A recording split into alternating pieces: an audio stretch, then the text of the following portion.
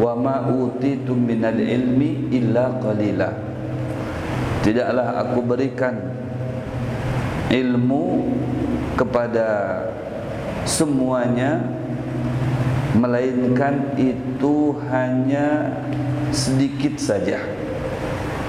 Jadi siapapun diri kita yang mempunyai ilmu atau yang merasa berilmu, bahwasanya ketahuilah ilmu tersebut merupakan pemberian dari Allah Subhanahu wa taala. Tidak ada dasarnya kita mengetahui suatu apapun. Ya, laisa yuladul mar'u aliman. Tidak didapati seseorang begitu lahir langsung alim.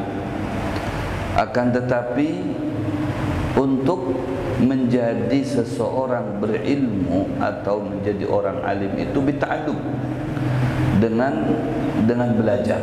Ini menunjukkan bahwasanya ilmu itu dari Allah, bukan diri kita sudah ada sumber ilmunya, tidak. Ya, siapapun diri kita, sekalipun kuitan kita ini ustadz, guru terkenal, tapi kalau anaknya tidak belajar ilmu, maka dia tidak mendapatkan ilmu.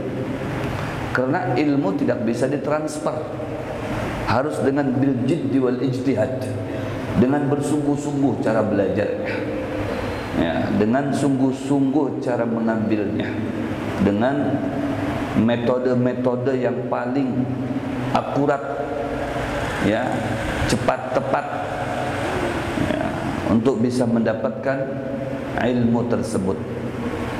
Makanya ada ilmu bita'allum. Ilmu itu harus dengan belajar, ya. Maka al-ilmu ilmani, dalam kitab Ihya jilid 5 sebutkan di situ. Al-ilmu ilmani. Ilmu itu terbagi dua. Ada ilmu, ya, syar'i, ya, wa ghairu syar'i. Ada ilmu syara' dan ada ilmu ghair syara'. Kalau ilmu syar'i itu berdasarkan dengan dua fakta. Apa itu? Yang menjadi acuannya adalah Al-Quran dan hadis. Itu ilmu syar'i. Ya, ini banyak dimiliki oleh kita, orang-orang NU, Nahdlatul Ulama, ya, atau yang dijuluki dengan ahli sunnah wal jamaah, mengacu kepada Al-Quran dan hadis. Ya, dan siapapun dari kita yang merasa memiliki ilmu dan yang merasa kurang ilmu, belajar ilmu, maka tidak lepas untuk mendapatkan ilmu itu dari dua acuan ini, dari dua dasar, dari dua sumber, yaitu ilmu yang didapati dari Al-Quran dan ilmu yang didapati dari hadis, sebut dengan sunnah Nabi SAW, Alkitab was sunnah, yaitu Al-Quran dan hadis. Tidak lepas daripada itu. Maka dengan itu sudah jelas, ya, dalam penelitiannya sudah jelas, itu cukup merajuk kepada atau mengacu kepada Al-Quran dan hadis. Adapun ghairu syar'i, nah ini banyak dikembangkan oleh orang-orang barat, orang-orang Eropa, ya, disebut dengan ilmu sains, ya, ilmu sains. Nah, ini kita harus untuk mendapatkannya itu juga dengan dua alternatif, ya, dengan teori, ya, dengan penelitian, ya, dengan teori dan dengan penelitian. Penelitian itu berarti dengan pelaksanaan, bukan hanya teori. Ya, jadi teori kemudian diaplikasikan dengan penelitian, pembuktian.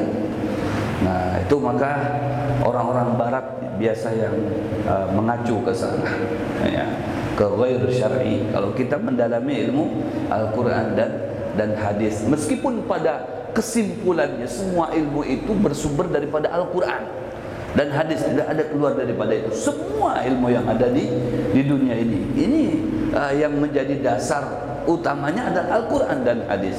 Hanya saja pada pelaksanaannya banyak orang mendapatkannya itu dengan secara teoritis dan juga dengan secara praktek, dengan penelitian, dengan pembuktian. Maka mereka dengan pembuktian itu bisa mendapatkan gelar profesor seperti itu. Ada pernah saya diskusi dengan profesor di Unmul, dengan profesor saya diskusi. Jadi diskusi di situ membahas tentang ayat yang selalu kita baca, ya Allahul ladzi khalaqas samawati wal arda fi sittati ayyam. Allah menciptakan langit dan bumi itu dalam kurun waktu 6 hari. Fi sittati ayyam, dalam kurun waktu 6 hari. Waktu itu saya kumpulkan data-data pembuatan langit dan bumi berikut isi-isinya, termasuk manusia, tumbuhan, air dan sebagainya. Itu dari tafsir. Saya kumpulkan dari data-data diambil dari tafsir. Ketika diskusi dibuka dan si profesor itu menyerahkan terlebih dahulu kepada saya, kemudian saya jabarkan, saya bahas, saya buka, saya berikan paparan yang berkaitan dengan ayat tersebut, Allahul ladzi khalaqas samawati wal arda fi sittati ayyam. Kenapa? 6 hari gitu. Kenapa 6 hari gitu. Nah, ini ada pembahasannya, panjang pembahasannya. Jadi ternyata Prof ini dia mendapatkan gelar Prof ini dengan penelitian, penelitian ayat tersebut sampai ke luar negeri untuk mendapatkan gelar Prof. Coba ya, Masya Allah kan. Kita dengan mengacu kepada Al-Quran gak harus ke luar negeri. Ternyata dalam tafsir itu ada dengan jelasnya. Jadi setelah itu saya minta, tolong penjelasan Anda, Bapak Prof ini sesuai dengan penelitian Anda sampai ke luar negeri. Tolong dipaparkan kepada kami di hadapan mahasiswa pada saat itu. Maka beliau nyatakan, yang saya ingin paparkan itu semuanya sudah dihabiskan dengan Pak Ustaz. Jadi saya setuju dengan paparan Ustaz itu. Sama. Ternyata, hanya dua sisi saja. Sisi pertama saya dapatkannya dari Al-Quran, dia dapatkannya itu dari penelitian. Berapa puluh tahun itu untuk mendapatkan penelitian itu. Kan ada dasar-dasarnya itu. S1-nya berapa tahun, S2-nya berapa tahun, kemudian S3-nya berapa tahun. Coba, belum lagi untuk mendapatkan gelar Prof tadi itu. Wah, itu tidak mudah. Ini jadi seperti itulah. Jadi kalau pada kesimpulannya, ilmu itu bersumber daripada Al-Quran dan hadis. Tidak ada keluar daripada situ. Tapi orang banyak mengklaim sehingga ada pembagiannya. Karena ada orang yang mendapatkan ilmu itu di luar daripada Al-Quran dan hadis. Pendapatannya hasil daripada penelitian, kemudian pembuktian yang mereka memang telusuri, yang disebut dengan ilmu sains seperti itu. Yang lebih mengacu ilmu sains tadi itu ke Eropa. Tapi ingat, sehebat apapun dan setinggi apapun gelar yang disandangnya, bahwasanya ilmu yang didapati oleh kita ini adalah hanya qalila, kata Allah. Tidak bisa diganggu gugat, sedikit, sedikit. Jadi sekarang pengertiannya harus bagaimana menyikapi tentang ilmu tersebut. Harus diaplikasikan untuk beribadah kepada Allah Subhanahu wa taala. Tidak boleh untuk kesombongan.